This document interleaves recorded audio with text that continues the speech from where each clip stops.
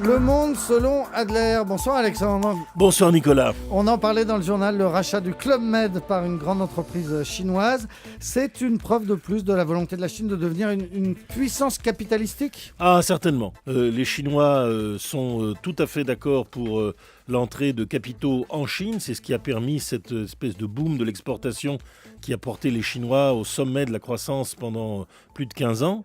Mais maintenant, ils voudraient le match retour, c'est-à-dire qu'ils sont en train de chercher des entreprises, notamment en Europe, mais aussi aux États-Unis, dans lesquelles ils voudraient investir. Et investir non pas pour faire des profits financiers, mais investir pour acquérir des savoir-faire ou des technologies dont ils estiment avoir besoin dans la phase actuelle de leur croissance qui devrait être plus qualitative, moins quantitative et beaucoup plus ciblée vers des secteurs de plus haute technologie ou de plus haut savoir-faire, comme le tourisme par exemple. Oui, alors justement, pourquoi le tourisme compte autant pour eux ? Eh bien parce qu'il y avait zéro touriste en dehors de quelques officiels encore au début des années 1990.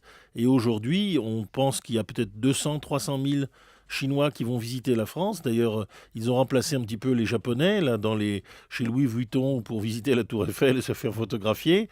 Et puis, il y en a de plus en plus qui vont aller en Asie du Sud-Est et en Chine parce que les Chinois ont commencé à aménager une sorte de côte d'Azur à Hainan dont ils voudraient aujourd'hui qu'elle soit attractive, non seulement pour les Chinois, mais aussi peut-être pour les gens de l'Asie du Sud-Est comme les Vietnamiens. Bref, ils sont en train de réfléchir à ces choses-là, et c'est la raison pour laquelle le Club Méditerranée leur convient parfaitement. C'est un tourisme populaire, mais haut de gamme, c'est ce que Henri Giscard d'Estaing a voulu faire, et c'est exactement la cible, donc ils viennent d'investir.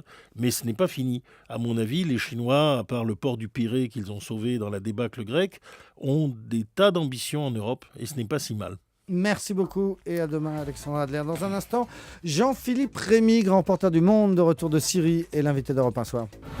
18h, 20h, Nicolas Poincaré sur Europe 1.